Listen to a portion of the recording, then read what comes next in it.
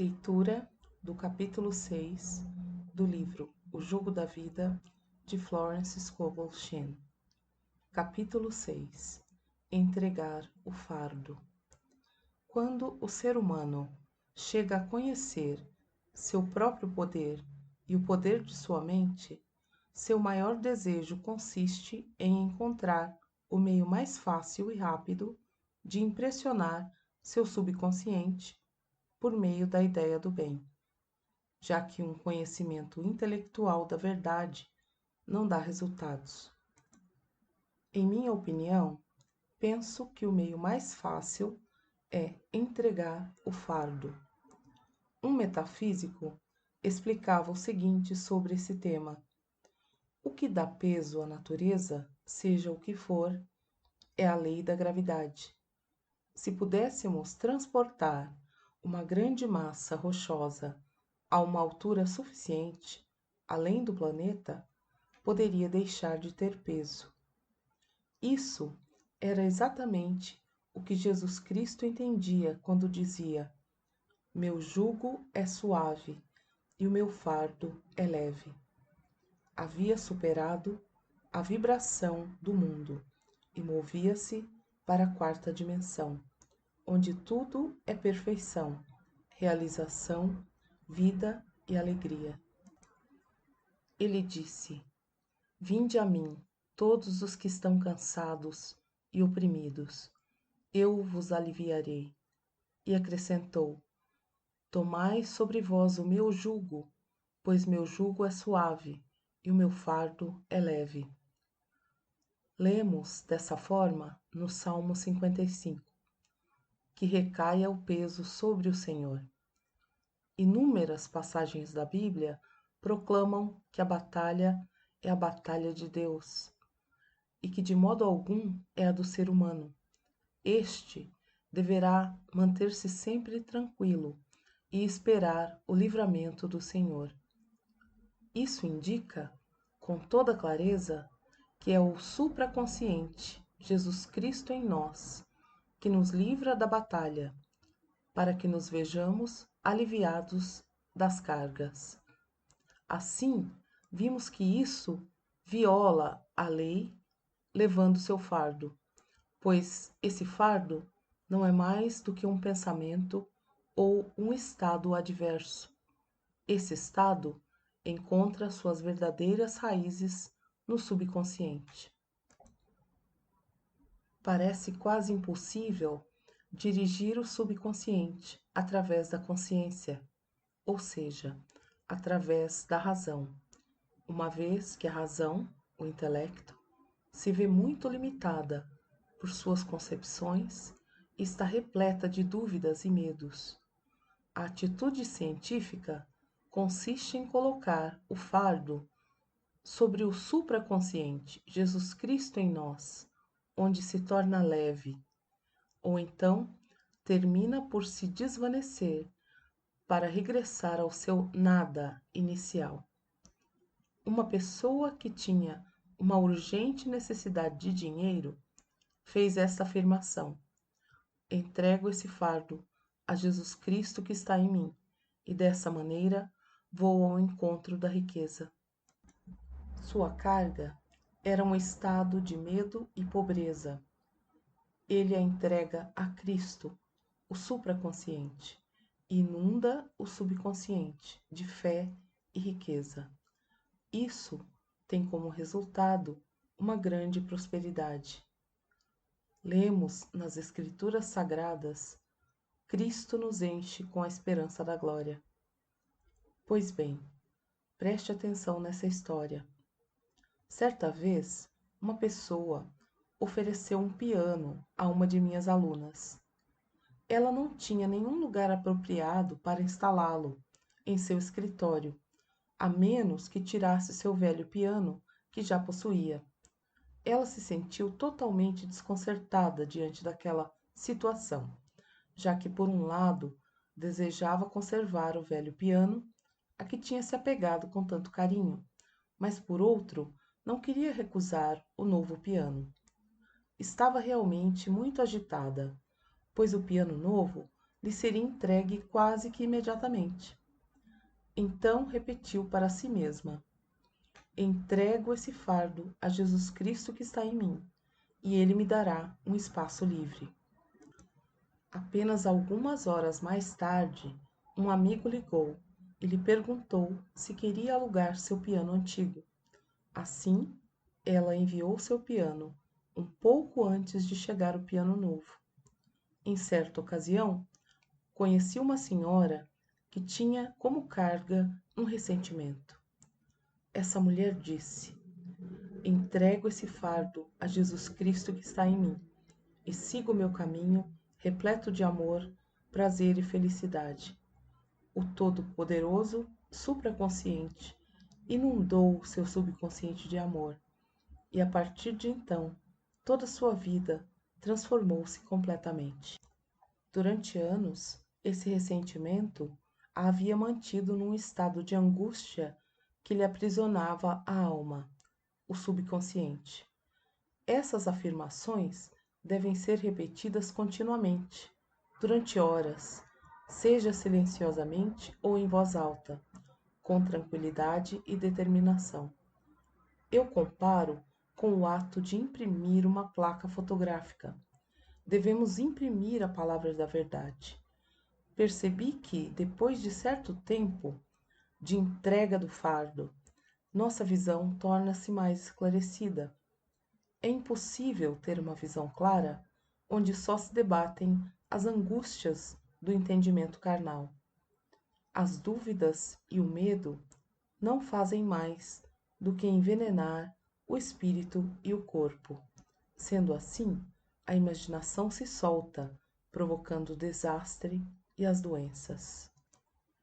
Graças à repetição constante da afirmação: entrego esta carga a Jesus Cristo que está em mim, eu avanço livremente. A visão se transforma e, ao mesmo tempo, surge um sentimento de alívio que, mais cedo ou mais tarde, servirá para gerar a manifestação do bem, que é a saúde, a felicidade e a prosperidade. Certo dia, uma de minhas alunas me perguntou o porquê de a escuridão ser mais intensa justamente antes do amanhecer. Em um capítulo anterior, já havia demonstrado uma situação em que tudo parecia mal, deixando a consciência escurecida por um estado de depressão. Isso significa que as dúvidas e os medos ancestrais despertam do fundo do subconsciente e assim convém exterminá-los. É aí que o ser humano faz soar com força seus símbolos, como Josué, que agradeceu por ter sido salvo, inclusive no caso de parecer estar rodeado de inimigos, a miséria ou a doença. Minha aluna me perguntou ainda: quanto tempo ficaremos na escuridão? E eu lhe respondi: até que se possa ver na escuridão, ou até que se entregue a carga que levamos. Para impressionar o subconsciente, é essencial ter uma fé ativa. A fé sem obras está morta. Isso é o que me esforço para demonstrar nestes capítulos que acabo de escrever.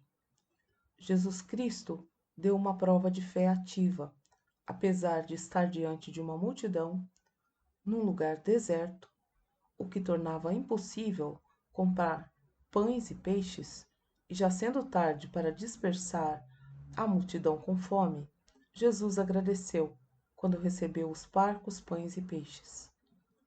Vou dar outro bom exemplo para demonstrar a necessidade dessa fé. Na verdade, a fé ativa é uma ponte sobre a qual o ser humano passa para ter acesso à sua terra prometida.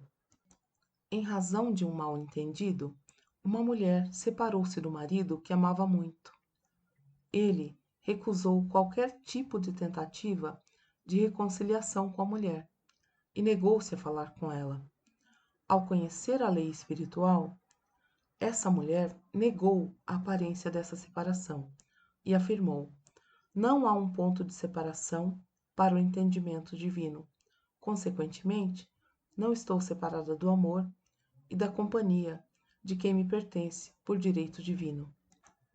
Todos os dias ela colocava os talheres do marido sobre a mesa, como demonstração irrevogável de sua fé ativa e imprimindo sobre o subconsciente a imagem do seu retorno. Mais de um ano se passou e ela continuava sem mudar de atitude, até que um belo dia o marido regressou.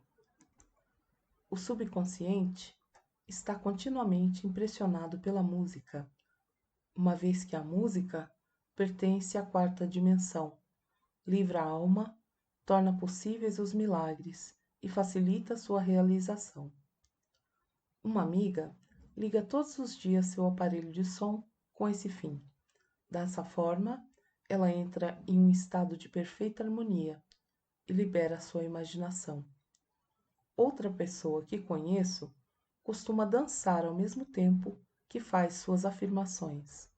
O ritmo e a harmonia da música e do movimento dão uma força extrema às suas palavras. Também é conveniente que o estudante se lembre de não desprezar os pequenos acontecimentos cotidianos. Constantemente, antes de qualquer demonstração, os sinais da Terra se manifestam. Antes de chegar às Américas, Cristóvão Colombo observou pássaros que levavam um pequeno galho em seu bico, um evidente sinal de que havia terra muito próxima. Pois bem, o mesmo acontece quando há uma demonstração. O que ocorre com frequência é o estudante equivocar-se e levar os sinais como uma simples demonstração, e assim decepcionar-se com o fato. Por exemplo, uma senhora havia pronunciado a palavra pedindo uma louça. Pouco tempo depois, uma amiga lhe deu um prato bastante velho e desgastado. A senhora veio me procurar e lamentou-se. Eu pedi uma louça e recebi apenas um prato velho. Eu lhe disse: esse prato não é mais do que um sinal da terra, de que sua louça está a caminho. Considere como a história dos pássaros e os galinhos de Cristóvão Colombo. E de fato, pouco tempo depois, a senhora recebeu a louça desejada. Fazer ver de maneira contínua impressiona o nosso subconsciente. Se acharmos que somos ricos, se acreditarmos viver em pleno êxito e acreditar no tempo requerido, com certeza colheremos os frutos. Na maioria das vezes, as crianças fingem ser, pois escutam o seguinte: se não se tornar uma criança boa, não entrará no reino dos céus. Conheci, em certa ocasião, uma mulher jovem que era pobre, mas não aparentava. Ela ganhava a vida trabalhando na casa de uns amigos ricos e, por isso, cobrava um salário bem modesto. Esses amigos sempre reclamavam das contas altas que tinham que pagar e a aconselhavam a economizar. Mas esses mesmos amigos não se preocupavam em economizar e gastavam todo o seu dinheiro em compras, ora num chapéu, ora num presente e assim por diante. Desse modo, ela mergulhava no seu próprio mundo de encanto, seus pensamentos estavam sempre fixos em lindas peças de roupas e objetos valiosos, mas nunca com inveja dos outros. Ela vivia em um mundo maravilhoso e solitário, em que as riquezas pareciam reais. Não demorou muito e ela se casou com um homem muito rico e próspero. Assim, tudo aquilo que havia sonhado terminou por materializar-se. Não sei se o marido foi escolhido pela seleção divina, mas o certo é que a riqueza se manifestou fortemente em sua vida, como resultado da sua própria imaginação, que apenas focava na riqueza. Não há paz nem felicidade para o ser humano que não afasta o medo do seu subconsciente. O medo é a energia mal dirigida, que deve mudar e se transformar em fé. Jesus Cristo disse: por que tens medo, homem de pouca fé. Tudo é possível para aquele que crê. Uma vez outra aluna me perguntou: como posso me livrar do medo? Eu lhe respondi: enfrentando o que lhe assusta. A ferocidade do leão está baseada no seu medo. Enfrente o leão e ele desaparecerá, mas se tentar escapar, ele lhe seguirá. Já ensinei nos capítulos anteriores como o leão da pobreza aparece quando o indivíduo gasta sem medo algum, provando assim que Deus é sua riqueza e essa abundância era, portanto, infalível. Vários dos meus alunos se libertaram das garras da pobreza e agora vivem na opulência, graças à perda do medo de gastar. O subconsciente fica impressionado com essa verdade de Deus, que por sua vez é uma dádiva. Dessa forma, o doador se une a Deus, que quer dizer que estamos unidos por uma dádiva. Segue uma magnífica afirmação: agradeço a Deus pela dádiva. Em razão de seus pensamentos de separação e miséria, o ser humano esteve durante muito tempo separado do bem e de seus verdadeiros recursos, até o ponto de destruir essas falsas ideias do subconsciente e apresentar-se como vencedor diante da importante ocasião. Em todos os exemplos anteriores, vimos que o indivíduo se liberta por meio da destruição do medo. Tudo aquilo que você escolhe hoje será aquilo que lhe servirá, seja pelo medo ou por sua fé. Talvez seu medo seja despertado pela personalidade de outras pessoas. Nesse caso, não evite aqueles que você teme. Vá ao encontro deles tranquilamente e verá como esse medo desaparecerá do seu caminho. E essas pessoas se tornarão elementos de ouro na sua corrente do bem. Você pode temer doenças e suas respectivas bactérias. Por isso, aprenda a ser insensível aos riscos de contágio e se sentirá plenamente imunizado. Na verdade, ninguém pode ser contaminado, ao menos que sua vibração esteja no mesmo plano que as bactérias e o medo. Isso rebaixa o ser humano ao mesmo nível. Entretanto, é importante compreender que as bactérias que transmitem as doenças são produzidas pelo entendimento mortal, pois todo pensamento toma forma de algo. As bactérias não existem no supraconsciente, ou seja, no entendimento divino.